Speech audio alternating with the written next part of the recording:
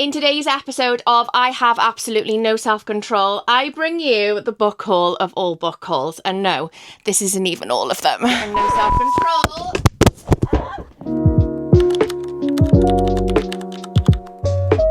Hello my friends, welcome back to my channel. If you're new here, my name's Carly, and today I have got the book haul of all book hauls to share with you. Now, I am fully aware that book haul videos aren't for everybody. There's the age-old conversation about overconsumption, and I don't want this video to come across as me being braggy or showing off in any way at all. That is not the type of person that I am.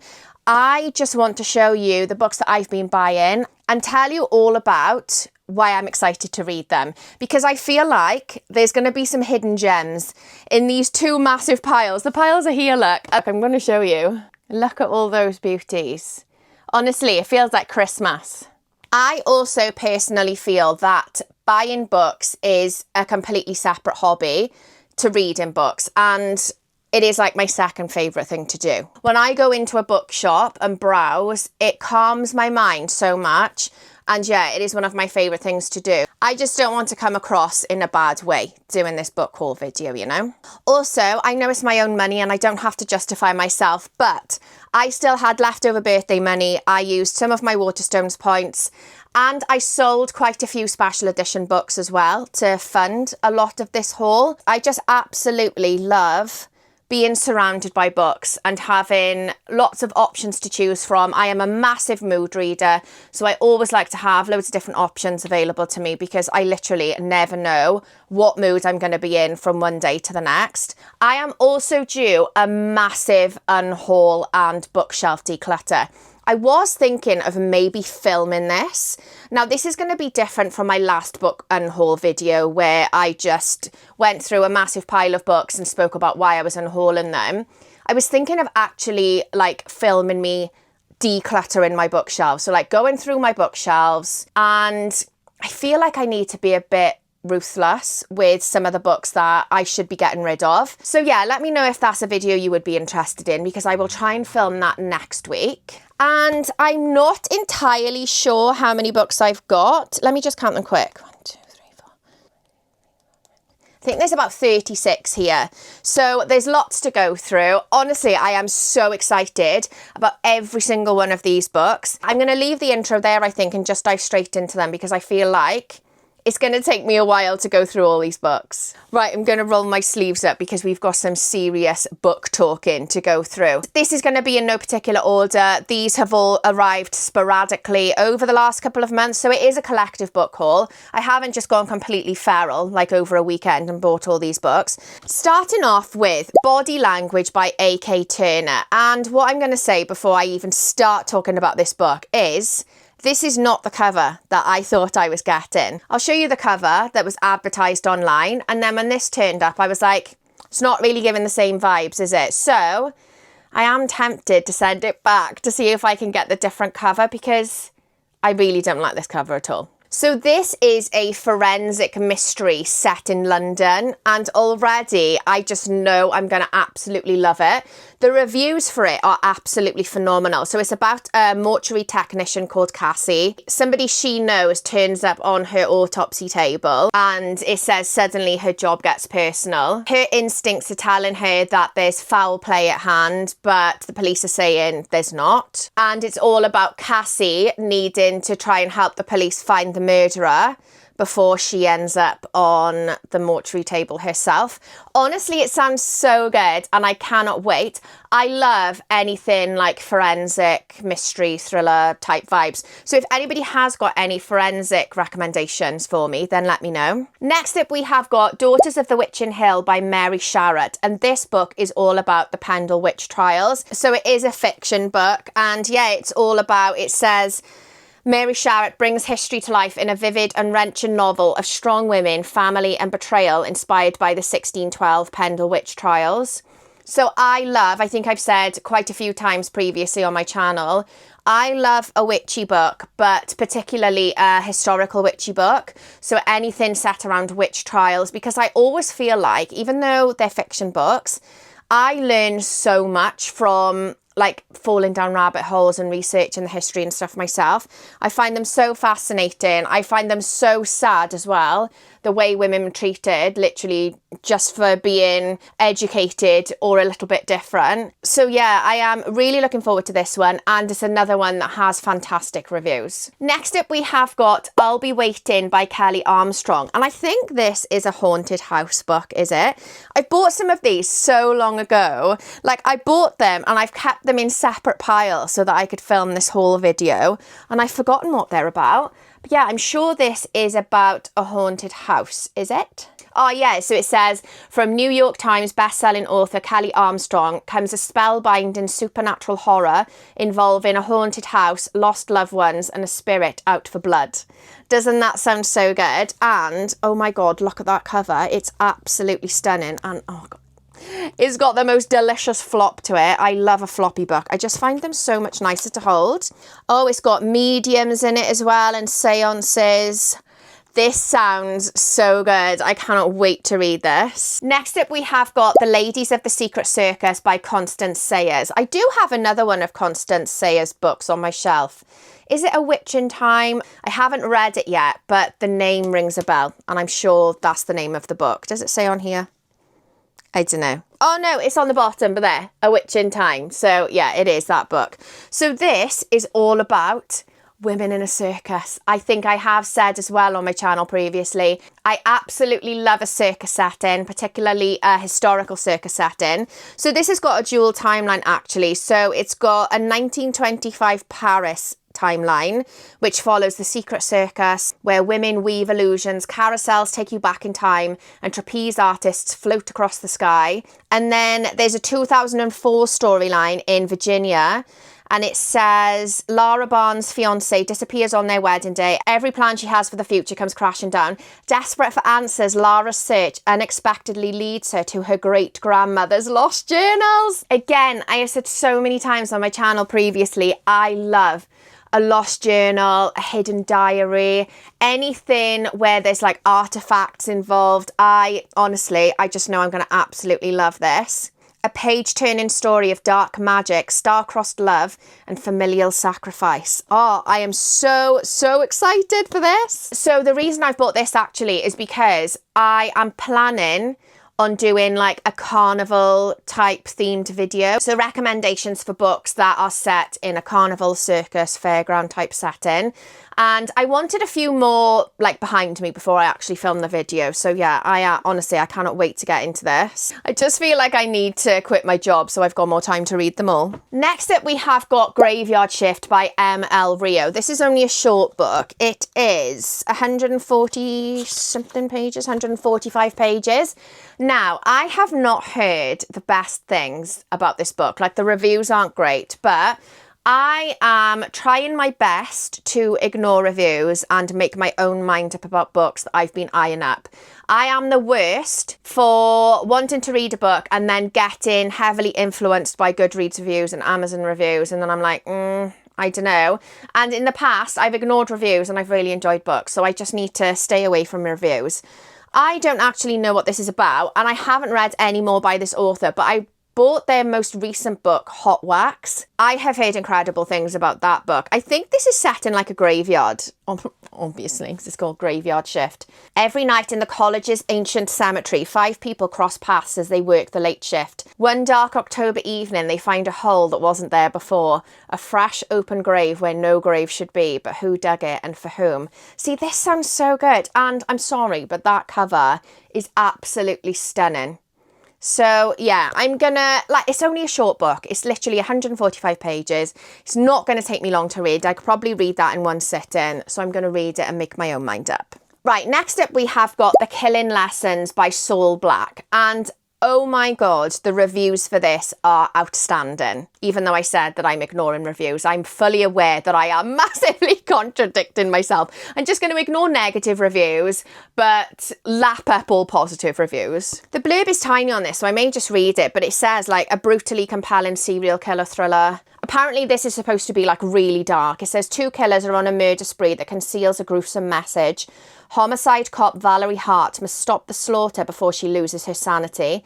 And 10-year-old Nell Cooper is just trying to survive. Like, it's supposed to be really dark. And I love my thrillers, especially serial killer thrillers, dark. Like, the darker the better. I think I'm probably going to say this about every single book in this video, but I am so excited to read this. Oh, on the front, Linwood Barclay is blurbed it saying, do not read this. No reader deserves to be terrified like this. No, I can't. I think, do you know what? I may try and read this month because I haven't really planned any sort of TBR this month. Next up, we have got this little teeny tiny hardback with sprayed edges. This book cost me £6, like £6 British. How good is that? And I think it says there, filled with Gothic darkness and glorious hope. I was going to say, I think it's a Gothic book set in Victorian England. Oh my God, this is set in a fairground as well. A world of rural fairgrounds and glamorous London theatres, a world of dark secrets and deadly obsessing. I didn't realise this was set in a fairground. Like I said, I bought this so long ago, I've forgotten what it's about. To be honest, I am obsessed with any book in the Victorian era as well. So I just feel like you can't go wrong. I have this morbid curiosity of the Victorian era. I just feel like they were obsessed with death. They were very morbid, weren't they? And just the whole vibes of the Victorian era were just very dark. Next up, we have got Lucy Undying by Kiersten White. And if you have seen my Bath vlog, you will have seen I bought this when I went to Bath. So I haven't actually put any of my other books that I bought in my other book shopping trips, but I thought I'd add these in because these were my most recent purchases. So this is all about one of Dracula's first victims called Lucy Westenra. I read Dracula years ago, probably like 21 years ago, when I did my English literature degree in uni. So I honestly cannot wait to read more about Lucy's story. It says at the top, in this epic and seductive Gothic fantasy, a vampire escapes the thrall of Dracula and embarks on her own search for self-discovery and true love. I love anything Gothic and I love anything to do with vampires, particularly female vampires. So it's a yes from me. And next up is my other purchase from my Bath shopping trip called The Bog Wife by Kay Chronister. And this is another Gothic book. It says there, Chronister has written the next Gothic classic, destined to join the ranks of Daphne du Maurier and Shirley Jackson, but with a chilling genius all her own. It's got like a bog setting, which, do you know what? I have seen quite a few books with bog settings and I have never read any of them. I've got another one. I feel like it's on my Kindle called The Sinners. I'll put an overlay on the screen. I think that is about like a body that's found in the bog. And I haven't read that yet either. So maybe I'll start reading some of these books and save them for a video all about books with bog settings. I mean, that's very niche, isn't it? But yeah, it's just all about strange rituals, worship in the forest, mud. I mean, why not? I do feel like a lot of these are historical fiction. Looking at them, there are hardly any thriller books here. As an OG thriller girly, I feel like my reading taste has massively changed this year. And I seem to be gearing more towards like Gothic historical fiction, like ghosty type books. So yeah, I'm totally here for it, to be honest. So the next one is Grimm Curiosities by Sharon Lynn Fisher. Again, I can't actually... Oh, no, I can. This is about like an antique shop that has curiosities in it, I think. 1851 setting in Old York. Lizzie Grimm struggles to save her late father's charmingly creepy yet floundering antique shop, Grimm's Curiosities. Then, during a particularly snowy December in this most haunted city in England, things turn... curiouser.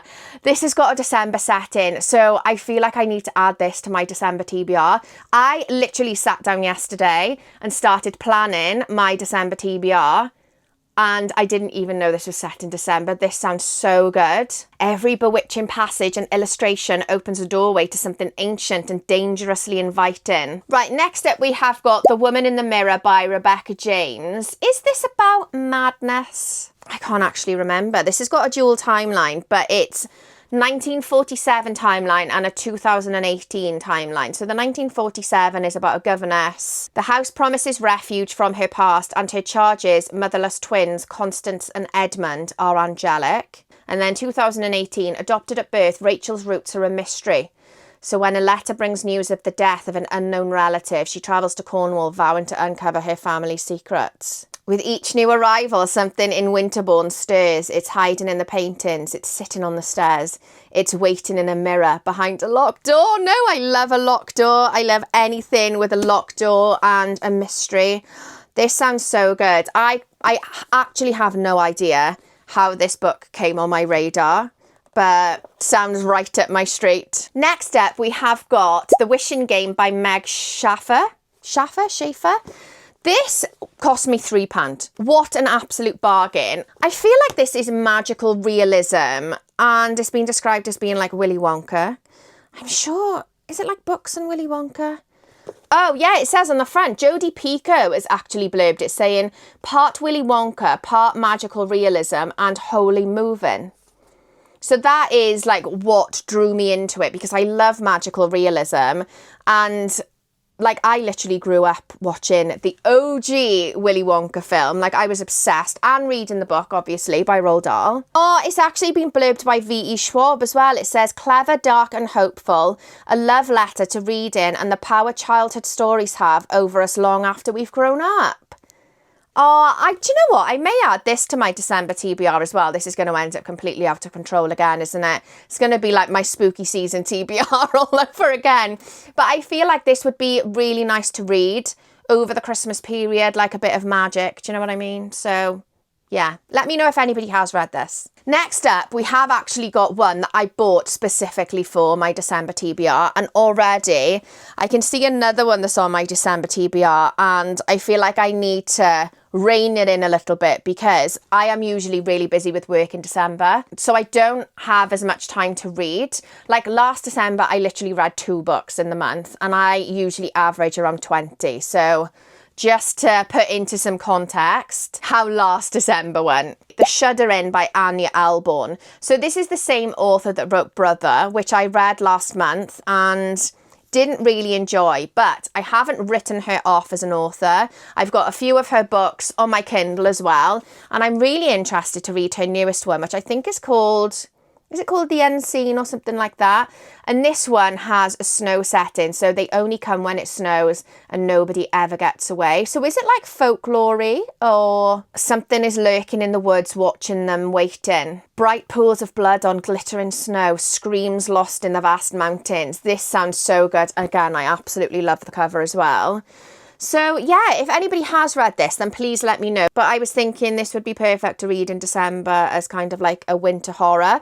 What I may actually do though is like my December TBR, I may just do like a winter TBR so that I can kind of like extend it into January as well, you know. Right, next up we have got one that was in my Liverpool shopping vlog.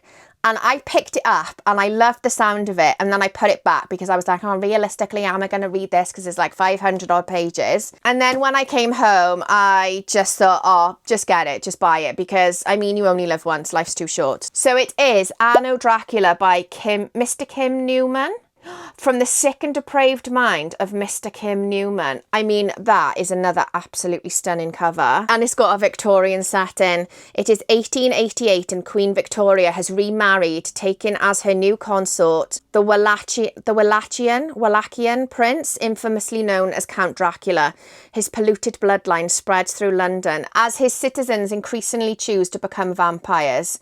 Whitechapel, honestly, stop. As if this is about Queen Victoria marrying Dracula. It's like, stop. It sounds so good. I actually think this is part of a series. When I was in the bookshops, I saw a few of them with similar spines with Anno Dracula on. But oh my God, no, I am so excited about this.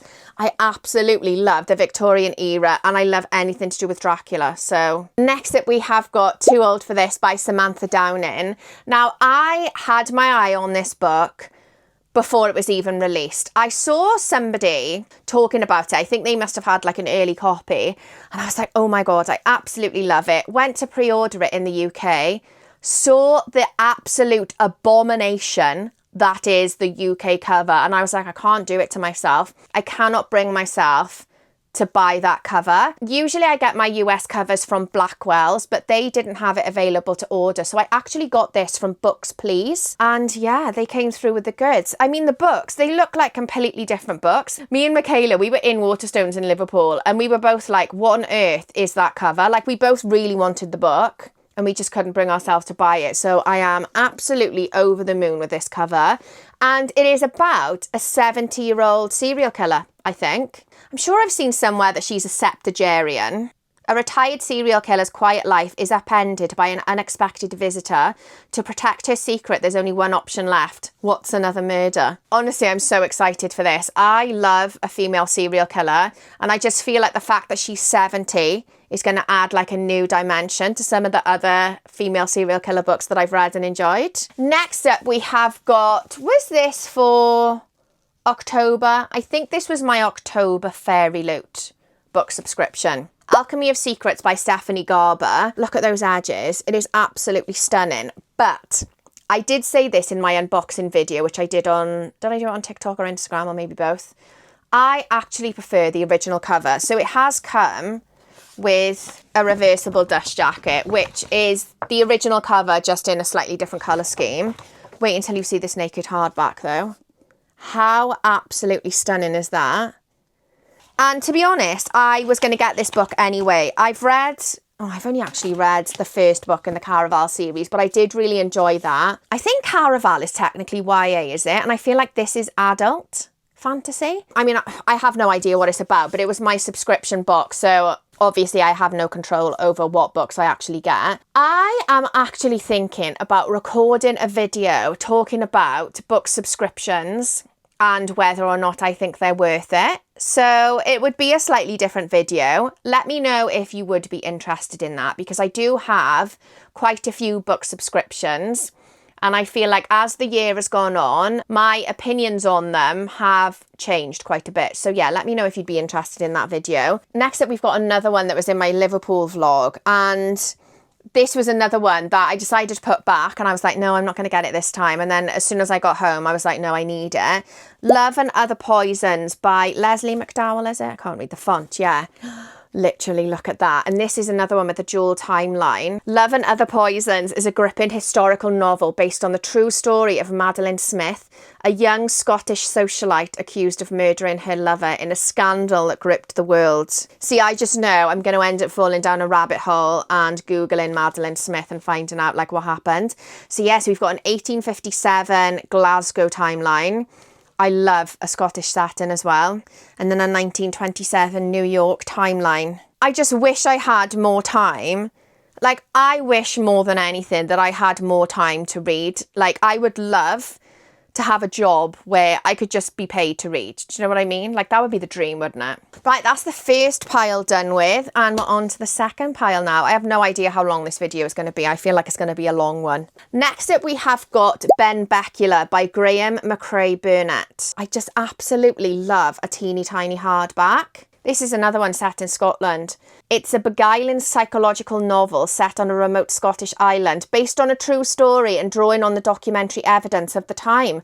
It's based on another true story. Burnett constructs a gripping narrative about madness, murder, and the uncertain nature of the self. Oh no, stop. This is under 200 pages. It is 168 pages.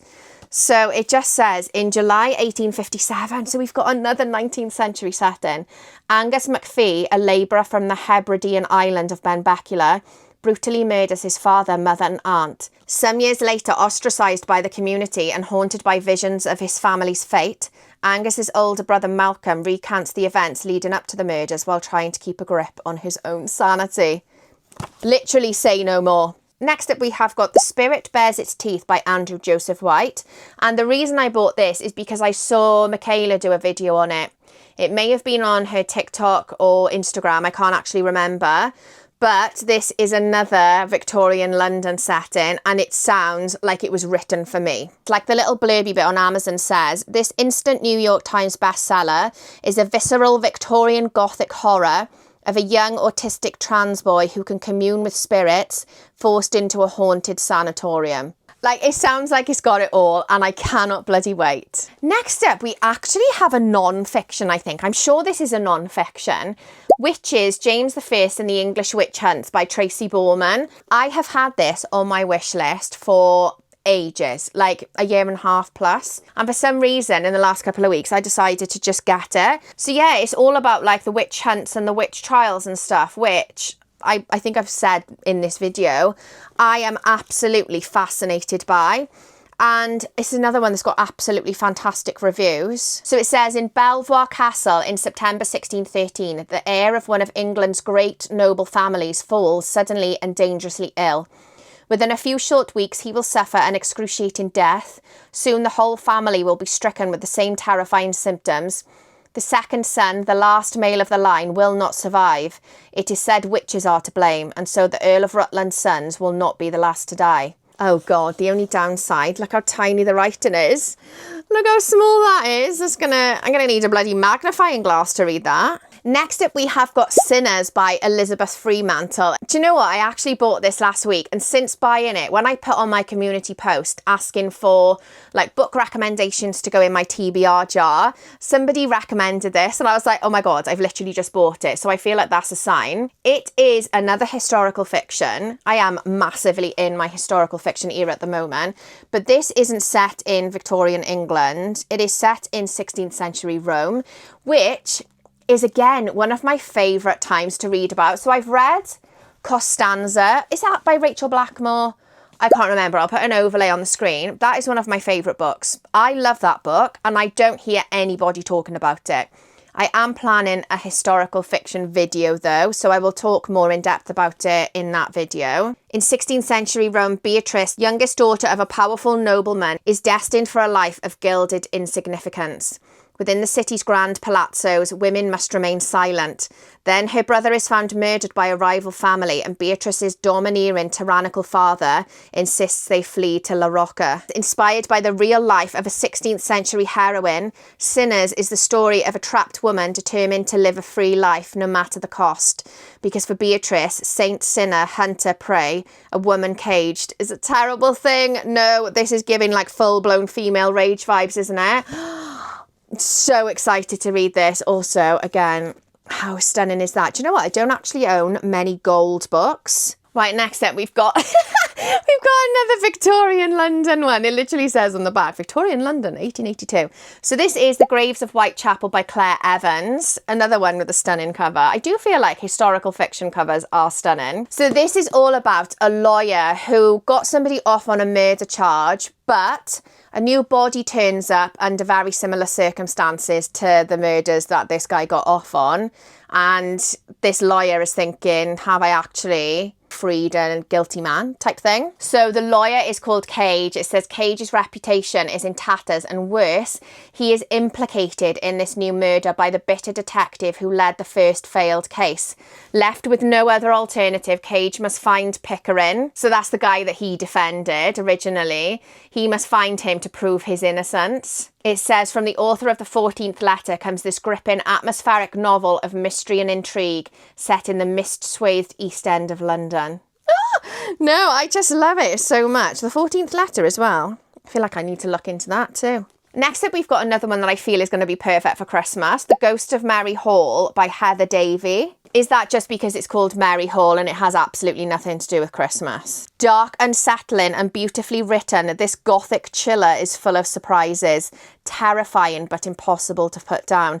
That's blurbed by Carly Reagan, who is the author of The Toll House and The Infirmary, which I have literally just read like a couple of days ago. Is Dolly just one of the ghosts that haunt Mary Hall, reaching out across the centuries to right the wrongs of the past? Yeah, I don't think it is actually set around Christmas. I don't know, it doesn't say. But I do feel like that's giving kind of like spooky Christmassy vibes, isn't it? Let me know if anybody has read it and if you think it would be good for me to put on my December TBR. Next up, we have got this. This was a pre-order. I don't even know when this was released. Was it released last month or the month before? I can't remember.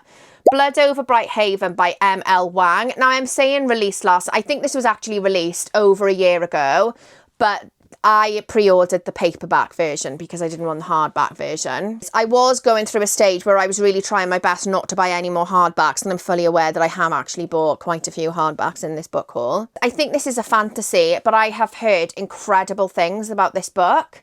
Like, I don't think I have seen one bad review for it. I think it's like dark academia. Don't really know what it's about, but I think it's got a strong female character in it as well. I think I had this on pre-order since the beginning of this year, and yeah, it was only delivered like last month or the month before, whenever it was released. But I am looking forward to reading that. Next up, we have got a thriller book. We've actually got a thriller book, The Girls Who Disappeared by Claire Douglas. Now, I have only actually read one other Claire Douglas book. So I've read The New Neighbours, and I've got The Wrong Sister and something else, another one of hers, on my shelf. I forget what they're called because they all look the same. Like, all her covers look exactly the same. Do feel like she needs to mix it up a little bit. But this one just came up as like a suggested book. It may have been on Amazon, I can't remember, but it was really cheap as well. I think it was only about £4. And yeah, it's just about like 3 girls that went missing 20 years ago. They're never seen again. And then in the present day storyline, it's about a journalist who visits this close-knit community to try and persuade like a woman that was involved in this mystery to speak about it. To be honest, I love anything like that. Like, I love a bit of a mystery. And I did really enjoy Claire Douglas's writing in The New Neighbours, which I read. I actually read that when I went to Poland for my birthday. Right, we're on to our last few. How many have we got? 1, 2, 3, 4, 5, 6, 7, 8, 9, 10. 10 more left. I feel like I'm going to have to do some brutal editing of this video because honestly, I don't stop once I start. Next up, we have got Pine by Francine Toon. And this is another one that I feel like I bought to go on my December TBR. A literary Gothic thriller to chill the marrow. Wow. This is actually, I think it's got a Scottish setting because it says shortlisted for the Bloody Scotland crime debut of the year. Why do I feel like I've seen this on Sinead Hanna's channel? I think I have. I think that's the reason I bought it. Lauren looks for answers in her tarot cards. No, I'm obsessed already. In a place that can feel like the edge of the world, Toon brilliantly captures the wildness of rural childhood and the intensity of small-town claustrophobia, uniting the chill of a modern Gothic with the pulse of a thriller. No, I just know I'm going to absolutely love it. Next up, we have got The Garden by Claire Beams. This, when did I stumble across this? I'm sure this was in my Edinburgh book shopping vlog. And I was looking at it on the shelf, really liked the look of it and the sound of it. But because I'd already bought 8 books in Edinburgh and my rucksack was bursting at the seams, I decided to purchase it online when I got home instead. So this is set in 1948. It says Irene Willard is pregnant for the 6th time. After 5 miscarriages, she checks into an isolated hospital that promises to deliver this child safely. Between examinations and experimental treatments, oh my God, so this is literally giving like medical experiment type vibes. Obviously check trigger warnings before you go into this because there's clearly a massive trigger warning there for child loss. That actually sounds really interesting, and I have never seen anybody talking about this book. Like, I've never seen it before. The reason I picked it up was the cover. Like, I was drawn into the cover instantly. It is absolutely stunning, isn't it? Oh God, it's another one with tiny writing, mind. Look how small the writing is. So small you can't even see it. Next up, we've got another recommendation from Sinead, The Cold House by A.G. Slatter, and it's another teeny tiny hardback. Do you know what? I could totally get on board with hardback books if they are this small and adorable. I absolutely love a tiny hardback. This is only got to be about 150 pages, is it? 154 pages, like, I love it. This is another author. I've got a few of their books on my shelf and I haven't actually read any of them yet. I actually have no idea what this is about. It just says a short, sharp, emotionally layered story of secrets, lies and grief. Funny, tragic and intimate, this dark, fierce horror novella will keep you turning the pages late into the night. Oh, Delilah S. Dawson has blurbed it saying, a luscious little labyrinth of a book, drenched in ambience and dripping with delicious prose, full of twists, turns, terror, torment and triumph. Oh, we bloody love a bit of alliteration over here. Next up, we have got my in-person book clubs pick for December and my online book clubs pick for December, Dead of Winter by Darcy Coates. So my online book club pick is always the same as my in-person book club pick, just to kind of minimise the admin on my side. And the way we pick our books is we usually try and narrow it down to like 4 options, and then I put it to a poll, and then everybody votes on the poll. This one won, and this will be my second Darcy Coates. The other Darcy Coates book I read was... Is it The Haunting of Ashburn House? I can't remember. She's done quite a few of like haunted house type books, doesn't she? And I actually didn't really like that one. But I have heard incredible things about this, and I thought it would be perfect for a December book club read because of the setting. I don't know if it is more thriller or horror vibes. It's giving like trapped in a cabin type vibes, I think. Terrified and completely isolated by the storm. I tell you what, I just love an isolated winter storm setting. It does. It makes you feel so claustrophobic, doesn't it? A small group is forced to take shelter in an abandoned hunting cabin. Krista must decide who she can trust before this frozen mountain becomes her tomb. Sounds very, very good. And I am very much looking forward to giving Darcy Coates another go. Next up, we have got Blackwood Women by Michael Stewart. I don't know what this is about. I think it's witchy, is it? It's set in Yorkshire in 1649. Since they fled Ireland, Cara and her family have hidden their true identities to enable them to start a new life in England. But when Cara finds her parents brutally murdered by a Protestant determined to rid the area of Catholics, she must flee again. Travelling east, she comes to a forest where she meets a coven of women who wear their hair loose and refuse to follow men's rules. This is exactly why I've bought it. Do you know what? I've said, haven't I? I bought these so long ago, I've forgotten what they're all about. Having found acceptance at last, Cara is unaware that a different kind of persecution stalks the Blackwood women, and their days in the forests are numbered. Oh no, I can't bloody wait for this. This sounds so good. Another one with a stunning cover as well. Sinead Hanna would approve of this, I feel, because she loves a crow. Next up, we have got Ghost Mother by Kelley Dwyer? Now, in Welsh, that would be Dwyer. Dwyer? That sounds like I'm trying to say dryer, but as a toddler. Dwyer. This, oh my God, sounds incredible. It says it's a mesmerising psychological ghost story that blurs the thin line between reality and delusion, and a chilling tour de force both unputdownable and unforgettable. I love anything where there's a blurring between like reality and delusion, because I feel like I myself live my life blurring those lines. No, this sounds incredible. It says, after Lily learns her dream house was the site of a gruesome murder-suicide in the 1950s, she begins to experience strange occurrences, leading her to believe the house is haunted. Are these encounters real, or the start of a cascading mental breakdown? Oh my God, how am I going to like prioritise these books when I literally want to read them all? Do you know what I would love to do, but I can't afford to do? I would love to take the month off work and just like try and read a book a day. How cool would that be? Next up is another one I am so excited about. I'm saying that like I'm not excited about all of them. I am. But this one I'm particularly excited about. The Black Carnival by Harlequin Grimm. Look at that stunning cover. So again, this is another one that I've bought to read for my Carnival book recommendations video. I probably won't end up filming that until like January, so I've got plenty of time to read these books. It is set in 1886 in New Sarum, England. Oh God, the main character is called Atherton Graves. Perfect. He only knows a life surrounded by corpses. Amidst a rash of child deaths, he alone suspects they are the product of murder. At least that's what the ghosts in his mortuary tell him. So we've got a mortuary setting.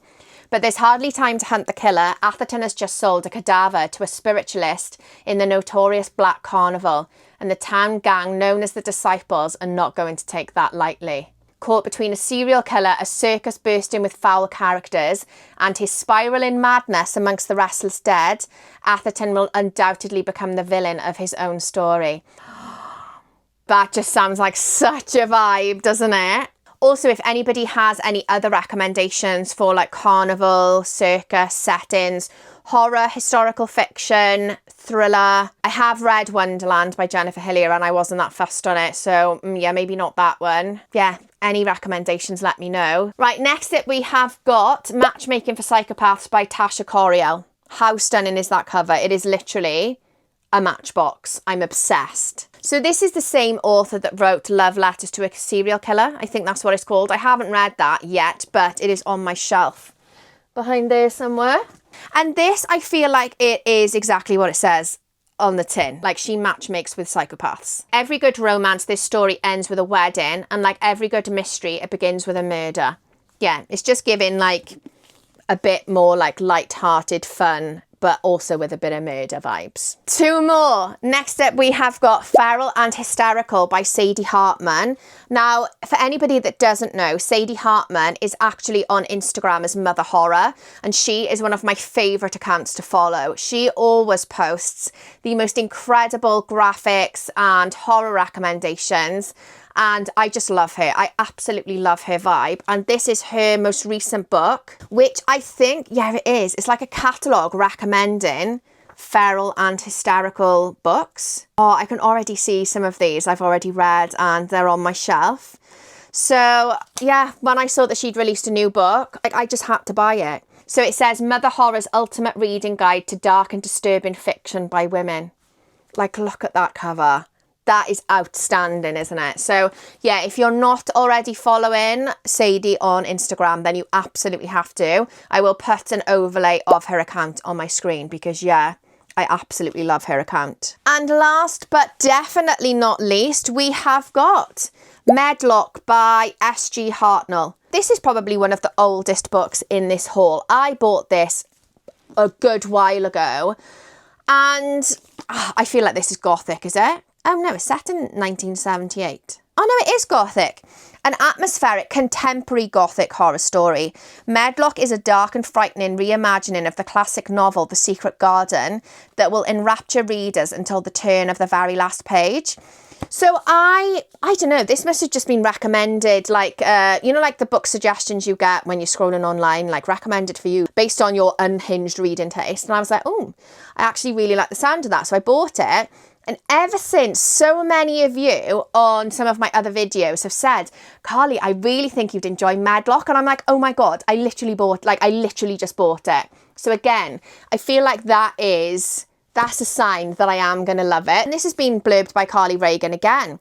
Sinister, mysterious, twisty, and pulling out all the Gothic stops, this had me hooked from the start to the unexpected and terrifying end. And yep, that brings me to the end of my very epic / unhinged book haul. I really hope you've enjoyed watching, and I hope that you've managed to get some inspiration for your own reading lists. I apologise in advance to your bank accounts and your poor old TBRs. Please let me know in the comments if you've read any of these books and what you thought of them. Honestly, I am so excited to get to them. And yeah, let me know what you think about me doing a big decluttering unhaul like type video, because like, I don't know where I'm going to put all these books otherwise. I feel like I need to be ruthless and take off any books that were like rated below a 4-star that I've read, and any books that I think I'm not realistically going to read. Because even though that sounds ridiculous that I've bought books that I'm not going to read, like I said, my reading tastes have changed massively, literally just since the beginning of this year. So yeah, I need to be honest with myself. If I'm not going to read them, unhaul them, and yeah, make space for my new babies. If you did enjoy watching, please don't forget to hit that little subscribe button below. I would absolutely love it if you decided to stick around and follow for lots of book recommendations and just general bookish content. Honestly, your support means so much to me. I am having an absolute blast over here, and starting my YouTube channel in June was the best thing I ever did. I will leave it there for now, and I'll catch you all next time.